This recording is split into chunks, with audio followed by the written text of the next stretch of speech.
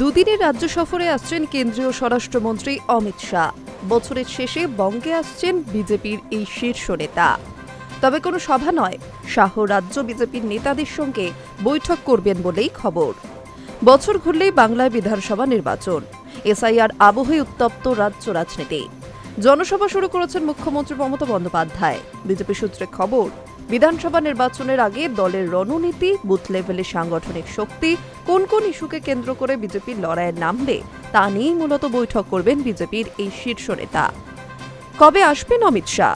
সূত্র মারফত খবর, সবকিছু ঠিক থাকলে চলতি মাসের শেষে 29 থেকে 30 তারিখের মধ্যে বাংলায় আসবেন তিনি। বাংলায় অনুপ্রবেশ নিয়ে সরব বিজেপির বঙ্গীয় নেতারা। এসআইআরে 1 কোটির নাম বাদ যাবে বলেও সরব হয়েছেন শুভেন্দুরা। কিন্তু সাংগঠনিক শক্তি কতটা, বুথ লেভেলের শক্তি বৃদ্ধি হয়েছে কতটা, নির্বাচনে কোন পথে এগোবে দল তা নিয়েই বৈঠকে বসবেন অমিত শাহ। উল্লেখ্য, প্রধানমন্ত্রী নরেন্দ্র মোদীর পরই রাজ্যে আসতে চলেছেন অমিত শাহ।